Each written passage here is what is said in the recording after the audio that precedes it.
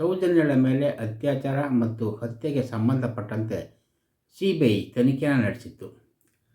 ಆ ರೀತಿ ತನಿಖೆಯನ್ನು ನಡೆಸಿದಂತಹ ಸಿಬಿಐ ರಾಜ್ಯ ಸರ್ಕಾರಕ್ಕೆ ಗೌಪ್ಯ ಪತ್ರವೊಂದನ್ನು ಬರೆದಿತ್ತು. ಆ ಗೌಪ್ಯ ಪತ್ರದಲ್ಲಿ ಸೌಜನ್ಯಳ ಶವಪರೀಕ್ಷೆಯನ್ನು ಮಾಡಿದಂತಹ ವೈದ್ಯರಿಬ್ಬರು ತಮ್ಮ ಕರ್ತವ್ಯ ಲೋಪವನ್ನು ಎಸಗಿದ್ದಾರೆ, ಆದ್ದರಿಂದ ಅವರಿಬ್ಬರ ವಿರುದ್ಧ ಕಠಿಣ ದಂಡನೆಯನ್ನು ಕೈಗೊಳ್ಳಬೇಕು ಅನ್ನುವಂತಹ ಮಾತನ್ನು ಸ್ಪಷ್ಟವಾಗಿ ಹೇಳಿತ್ತು.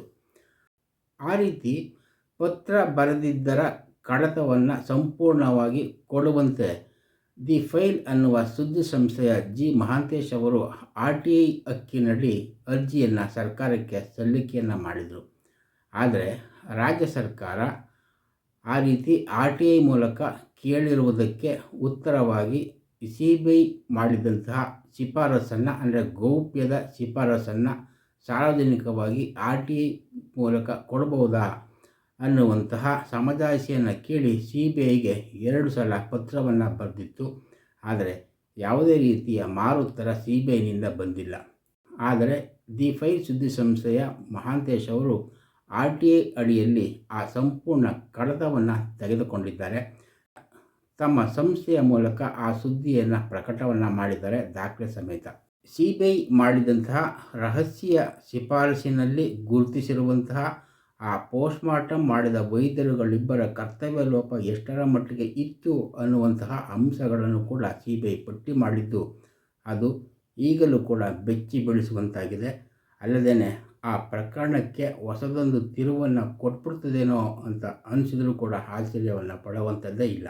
ಸಿಬಿಐ ರಹಸ್ಯ ಎಂದು ಬರೆದಿರುವಂತಹ ಆ ಪತ್ರದಲ್ಲಿ 2012 ಅಕ್ಟೋಬರ್ 9ನೇ ತಾರೀಕಿನಂದು ಕುಮಾರಿ ಸೌಜನ್ಯ ಶಾಲೆಗೆ ಹೋಗುವಾಗ ಊಟದ ಡಬ್ಬಿಯನ್ನು ತೆಗೆದುಕೊಂಡು ಹೋಗಿರಲಿಲ್ಲ. ವಿರಾಮದ ವೇಳೆಯಲ್ಲೂ ಕೂಡ ಸಹಪಾಠಿಯವರಿಂದ ಊಟವನ್ನು ಪಡೆದುಕೊಂಡು ತಿಂದಿರಲಿಲ್ಲ. ಯಾಕೆ ಅಂತಂದರೆ ಆಕೆಯ ಅಜ್ಜನ ಮನೆಯಲ್ಲಿ ಕಾರ್ಯಕ್ರಮವೊಂದು ನಿಗದಿಯಾಗಿತ್ತು. ಅಲ್ಲೇ ಊಟ ಮಾಡಬೇಕು ಅನ್ನುವ ಕಾರಣದಿಂದ ಸೌಜನ್ಯ ಅಕ್ಟೋಬರ್ 9, 2012ರಂದು ಊಟದ ಡಬ್ಬಿಯನ್ನು ಶಾಲೆಗೆ ತೆಗೆದುಕೊಂಡು ಹೋಗಿರಲಿಲ್ಲ ಅನ್ನುವ ಅಂಶವನ್ನು ಸಿಬಿಐ ಸ್ಪಷ್ಟವಾಗಿ ಗುರುತಿಸಿದೆ. ಇದಕ್ಕೆ ವ್ಯತಿರಿಕ್ತವಾಗಿ 2012 ಅಕ್ಟೋಬರ್ 10ನೇ ತಾರೀಕಿನಂದು ಸೌಜನ್ಯಳ ಶವಪರೀಕ್ಷೆಯನ್ನು ಮಾಡಿದಂತಹ ಡಾಕ್ಟರ್ ಆದಮ್ ಮತ್ತು ಡಾಕ್ಟರ್ ರಶ್ಮಿ ಅವರು ಸೌಜನ್ಯಳ ಹೊಟ್ಟೆಯಲ್ಲಿ ಜೀರ್ಣವಾಗದೇ ಇದ್ದಂತಹ ಆಹಾರದ ಕಣ ಇತ್ತು, ಸಣ್ಣ ಕರುಳಿನಲ್ಲಿ ಅರೆ ಜೀರ್ಣವಾಗಿದ್ದಂತಹ ಆಹಾರದ ಕಣ ಇತ್ತು ಅನ್ನುವುದನ್ನು ಬರೆದಿದ್ದರು. ಆದರೆ ಇದು ಸಿಬಿಐ ಪ್ರಕಾರ ಅಸಂಭವ. ಯಾಕೆಂತಂದರೆ ಸಣ್ಣ ಕರುಳು ವೈದ್ಯಕೀಯವಾಗಿ ನಿರ್ಣಾಯಕ ಆಗೋದಿಲ್ಲ.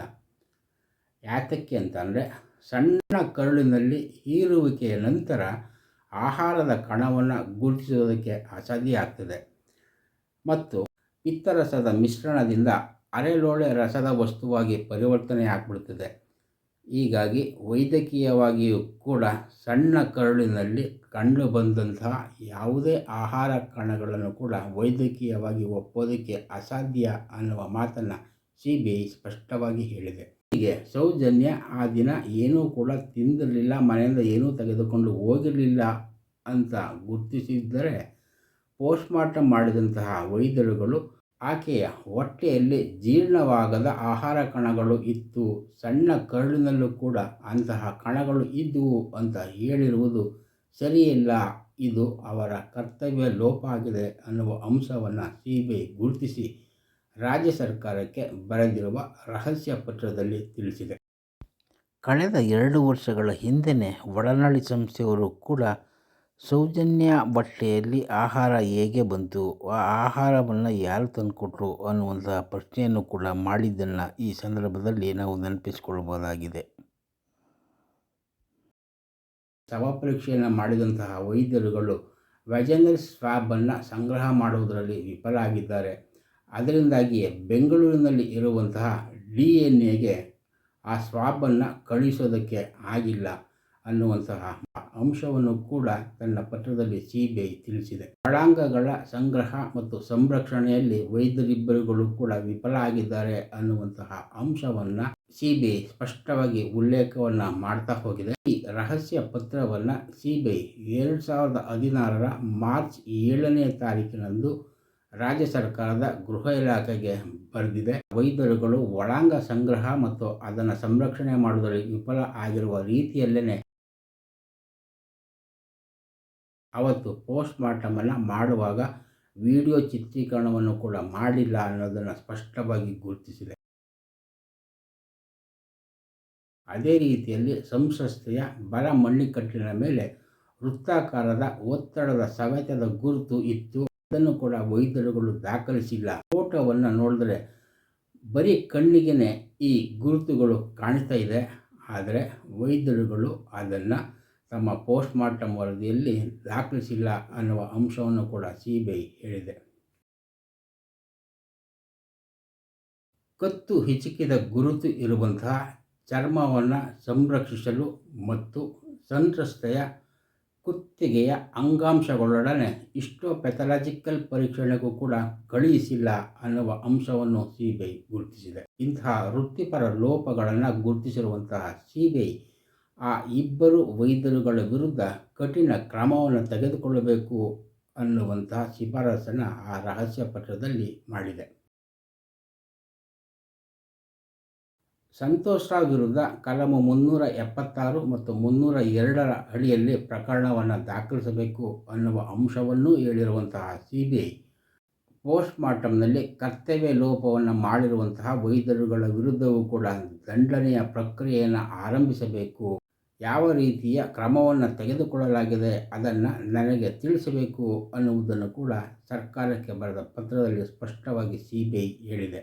1972ರ ಇಲಾಖಾ ವಿಚಾರಣೆ, ಸಾಕ್ಷಿಗಳ ಹಾಜರಾತಿ ಮತ್ತು ದಾಖಲೆಗಳ ಸಲ್ಲಿಕೆ ಈ ಕಾಯ್ದೆಯ ಅಡಿಯಲ್ಲಿ ಸರ್ಕಾರ ಅಧಿಕಾರವನ್ನು ಬಳಸುವ ಮೂಲಕ ಸಾಕ್ಷಿಗಳನ್ನು ಸಮನ್ಸ್ ಕೂಡ ಮಾಡಬಹುದು ಅನ್ನುವುದನ್ನು ಕೂಡ CBI ತನ್ನ ಪತ್ರದಲ್ಲಿ ಸ್ಪಷ್ಟವಾಗಿ ಹೇಳಿದೆ.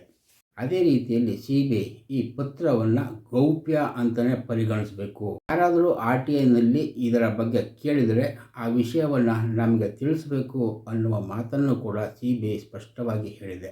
ಹೀಗೆ CBI 9 ವರ್ಷಗಳ ಹಿಂದೆಯೇ ರಾಜ್ಯ ಸರ್ಕಾರಕ್ಕೆ ರಹಸ್ಯ ಪತ್ರವನ್ನು ಬರೆದು ಕರ್ತವ್ಯ ಲೋಪ ಎಸಗಿರುವಂತಹ ವೈದ್ಯರುಗಳಿಬ್ಬರ ವಿರುದ್ಧ ಕಠಿಣ ದಂಡನೆಯನ್ನು ತೆಗೆದುಕೊಳ್ಳಬೇಕು ಅನ್ನುವಂತಹ ಸ್ಪಷ್ಟ ಶಿಫಾರಸನ್ನು ಕೂಡ ಮಾಡಿತ್ತು. ಈ ಶಿಫಾರಸು ಪತ್ರವನ್ನೂ ಒಳಗೊಂಡಂತೆ ರಾಜ್ಯ ಸರ್ಕಾರದ ಸಂಬಂಧಪಟ್ಟ ಇಲಾಖೆ ಕಡತವನ್ನು ತೆರೆದಿತ್ತು. ಅದೇ ಕಡತವನ್ನೇ ಕೊಡಬೇಕು ಅಂತ ಹೇಳಿ ದಿ ಫೈಲ್ ಸುದ್ದಿ ಸಂಸ್ಥೆಯ G. ಮಹಾಂತೇಶ್ ಅವರು RTI ಮೂಲಕ ಅರ್ಜಿಯನ್ನು ಸಲ್ಲಿಕೆ ಮಾಡಿದರು. ಅದಾದ ನಂತರದಲ್ಲೇ ರಾಜ್ಯ ಸರ್ಕಾರ ಅಂದರೆ ಆರೋಗ್ಯ ಇಲಾಖೆ CBIಗೆ ಪತ್ರವನ್ನು ಬರೆದು RTIನವರು ಕೇಳಿದ್ದಾರೆ, ಅದಕ್ಕೆ ಉತ್ತರವನ್ನು ಸಾರ್ವಜನಿಕವಾಗಿ ಕೊಡಬಹುದಾ ಅಥವಾ ಬೇಡವಾ ಅನ್ನುವ ಅಭಿಪ್ರಾಯವನ್ನು ಕೇಳಿ ಪತ್ರವನ್ನು ಬರೆದಿತ್ತು. CBI ಮೊದಲನೇ ಪತ್ರಕ್ಕೆ ಯಾವುದೇ ಉತ್ತರವನ್ನು ಕೊಟ್ಟಿರಲೇ ಇಲ್ಲ. ಅದರಿಂದಾಗಿ ಜೂನ್ 25ನೇ ತಾರೀಕಿನಂದು ರಾಜ್ಯ ಸರ್ಕಾರ ಮತ್ತೆ ನೆನಪೋಲಿಯನ್ನು ಕೂಡ CBIಗೆ ಬರೆದಿತ್ತು. CBI ಸಲ್ಲಿಸಿರುವ ರಹಸ್ಯ ಶಿಫಾರಸು ಪತ್ರದ ಸಮೇತವಾಗಿಯೇ ಸೌಜನ್ಯ ಪ್ರಕರಣಕ್ಕೆ ಸಂಬಂಧಪಟ್ಟಂತೆ ರಾಜ್ಯ ಸರ್ಕಾರದ ಒಳಾಡಳಿತ ಇಲಾಖೆ ಕಡತವನ್ನು ತೆರೆದಿದೆ. CBI ಮಾಡಿದ ಶಿಫಾರಸಿನ ಅನುಸಾರ ಆ ವೈದ್ಯರಿಬ್ಬರುಗಳ ವಿರುದ್ಧ ಕ್ರಮವನ್ನು ತೆಗೆದುಕೊಳ್ಳುವುದಕ್ಕಾಗಿ FSL ವರದಿಯನ್ನು ಕೊಡಬೇಕು ಮತ್ತು CBIನ ಮೂಲ ತನಿಖಾ ವರದಿಯನ್ನು ಕೂಡ ನಮಗೆ ಕೊಡಬೇಕು. ಹಾಗಾದಾಗ ಮಾತ್ರ ನಾವು ಕ್ರಮವನ್ನು ತೆಗೆದುಕೊಳ್ಳೋದಕ್ಕೆ ಸಾಧ್ಯ ಆಗ್ತದೆ ಅನ್ನುವಂತಹ ಮಾತನ್ನು ಕೂಡ ಸರ್ಕಾರ ಪತ್ರದ ಮೂಲಕ CBIಗೆ ಬರೆದಿತ್ತು. ಅದಕ್ಕೆ ಸಂಬಂಧಪಟ್ಟಂತಹ ಸ್ಪಷ್ಟನೆಗಳು, ಉತ್ತರಗಳು ಬಂದಿಲ್ಲ. ಹೀಗಾಗಿಯೇ CBI ಮಾಡಿದ ಶಿಫಾರಸಿನ ಅನುಸಾರ ಪೋಸ್ಟ್ ಮಾರ್ಟಮ್ ಮಾಡಿದಂತಹ ವೈದ್ಯರಿಬ್ಬರ ವಿರುದ್ಧ ಯಾವ ಕ್ರಮವನ್ನು ತೆಗೆದುಕೊಳ್ಳಲಾಗಿದೆ ಅನ್ನುವುದನ್ನು ಸರ್ಕಾರ ಹೇಳೋದಕ್ಕೆ ಸಾಧ್ಯ ಆಗಿಲ್ಲ ಅನ್ನುವ ಮಾತನ್ನು ಕೂಡ ನಾವು ಇಲ್ಲಿ ನೆನಪಲ್ಲಿ ಇಟ್ಕೊಳ್ಳೇಬೇಕಾಗ್ತದೆ. ಇಡೀ ಪ್ರಕರಣಕ್ಕೆ ಸಂಬಂಧಪಟ್ಟಂತೆ IPS ಅಧಿಕಾರಿಯಾದ ಶರತ್ ಚಂದ್ರ ಅವರು ಮತ್ತು ಗೃಹ ಸಚಿವರಾದ ಡಾಕ್ಟರ್ G. ಪರಮೇಶ್ವರ್ ಅವರು ಕೂಡ ಆಯಾ ಸಂದರ್ಭಗಳಲ್ಲಿ ಅಧಿಕಾರಿಗಳ ಜೊತೆ ಮಾತುಕತೆ ಚರ್ಚೆಯನ್ನು ನಡೆಸಿ ಯಾವ ಕ್ರಮವನ್ನು ತೆಗೆದುಕೊಳ್ಳಬೇಕು ಅನ್ನುವುದರ ಬಗ್ಗೆಯೂ ಕೂಡ ಮಾತುಕತೆಯನ್ನು ಆಡಿದ್ದಾರೆ ಅನ್ನುವುದು ಕೂಡ ಲಭ್ಯ ಆಗಿದೆ. ರಾಜ್ಯ ಸರ್ಕಾರಕ್ಕೆ CBI ರಹಸ್ಯವಾಗಿ ಬರೆದಿರುವ ಪತ್ರದ ಒಟ್ಟಾರೆ ಸಾರಾಂಶ ಏನು ಅಂತ ಅಂದರೆ, ಪೋಸ್ಟ್ ಮಾರ್ಟಮ್ ಮಾಡಿದಂತಹ ವೈದ್ಯಾಧಿಕಾರಿಗಳು ತಮ್ಮ ಕರ್ತವ್ಯದಲ್ಲಿ ಲೋಪವನ್ನು ಎಸಗಿದ್ದಾರೆ. ಒಳಾಂಗಗಳ ಸಂಗ್ರಹ ಮತ್ತು ಸಂರಕ್ಷಣೆಯಲ್ಲಿ ವಿಫಲ ಆಗಿದ್ದಾರೆ. ಒರಿಜಿನಲ್ ಸ್ವಾಬನ್ನು ಸಂಗ್ರಹ ಮಾಡುವುದು ಕೂಡ ಇವರಿಂದ ಆಗಿಲ್ಲ. ಸೌಜನ್ಯ ಅತ್ಯಾಚಾರಕ್ಕೀಡಾಗಿ ಹತ್ಯೆ ಮಾಡಲ್ಪಟ್ಟಂತಹ ದಿನದಲ್ಲಿ ಆಕೆ ಏನೂ ಕೂಡ ತಿಂದಿರಲಿಲ್ಲ. ಆದರೆ ಆಕೆಯ ಹೊಟ್ಟೆಯಲ್ಲಿ ಆಹಾರದ ಕಣಗಳು ಜೀರ್ಣ ಆಗಿರುವಂಥದ್ದು ಇತ್ತು ಅನ್ನುವಂತಹ ಅಂಶವನ್ನು ಆ ಡಾಕ್ಟರ್ಗಳು ಹೇಳಿರುವುದು ಯಾವುದೇ ರೀತಿಯಲ್ಲೂ ನಂಬೋದಕ್ಕೆ ಸಾಧ್ಯ ಆಗೋದಿಲ್ಲ ಅನ್ನುವಂಥದ್ದನ್ನು ಕೂಡ ಸ್ಪಷ್ಟವಾಗಿ ಹೇಳಿದೆ. ಒಟ್ಟಾರೆಯಾಗಿ 184 ಪುಟಗಳಷ್ಟು ಇರುವಂತಹ ಆ ರಹಸ್ಯ ಪತ್ರವನ್ನೂ ಒಳಗೊಂಡಂತಹ ಸಂಪೂರ್ಣ ಕಡತವನ್ನು ದಿ ಫೈಲ್ಸ್ ಸುದ್ದಿಸಂಸ್ಥೆಯ ಜಿ ಮಹಾಂತೇಶ್ ಅವರು ಪಡೆದುಕೊಂಡು RTI ಅನುಸಾರದಲ್ಲಿನ ಎಲ್ಲ ದಾಖಲಾತಿಗಳನ್ನು ಕೂಡ ಪ್ರಕಟಿಸುವ ಮೂಲಕ CBIನ ರಹಸ್ಯ ವರದಿಯಲ್ಲಿ ಏನೇನು ಇತ್ತು, ವೈದ್ಯಾಧಿಕಾರಿಗಳು ಮಾಡಿರುವಂತಹ ಲೋಪಗಳು ಏನೇನು ಇತ್ತು ಅನ್ನುವುದನ್ನು ಕೂಡ ಉಲ್ಲೇಖ ಮಾಡಿ ಸುದ್ದಿಯನ್ನು ಮಾಡಿರುವಂಥದ್ದು ಸೌಜನ್ಯ ಪ್ರಕರಣದಲ್ಲಿ ಹೊಸ ತಿರುವನ್ನು ಕೊಡ್ತಾ ಇದೆ. ರಾಜ್ಯ ಸರ್ಕಾರ 9 ವರ್ಷದಿಂದ ಈ ರಹಸ್ಯ ಪತ್ರವನ್ನು ಮುಚ್ಚಿಟ್ಟಿದ್ದು ಏಕೆ? CBI ರಹಸ್ಯವಾಗಿ ಈ ಶಿಫಾರಸನ್ನು ಮಾಡಿದ್ದ ಅಂಶಗಳನ್ನು ನ್ಯಾಯಾಲಯಕ್ಕೆ ಸಲ್ಲಿಸಿದಂತಹ ಚಾರ್ಜ್ ಶೀಟ್ನಲ್ಲೂ ಕೂಡ ಉಲ್ಲೇಖವನ್ನು ಮಾಡಿದೆಯಾ ಅನ್ನುವಂತಹ ಮಾತುಗಳು, ಪ್ರಶ್ನೆಗಳು ಎದ್ದಿದ್ದು. ಈ ಕುರಿತಂತೆ ಮುಂದಿನ ವಿಶ್ಲೇಷಣೆಗಳನ್ನು ಒಡನಾಡಿ ಸಂಸ್ಥೆಯ ಪರಶುರಾಮ್ ಅವರು ಮಾಡಿದ್ದಾರೆ. ಅದನ್ನು ನಾಳಿನ ಸಂಚಿಕೆಯಲ್ಲಿ ನೋಡಿ.